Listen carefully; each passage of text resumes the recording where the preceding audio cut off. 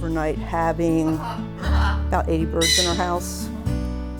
And that's kind of how it all started. Care for her birds, can pay for her birds, so could I come take her? Well, I hope we can help this guy. Yeah. So we took her to the vet. Her feet are crippled. She can't perch. She has to stay on a padded surface.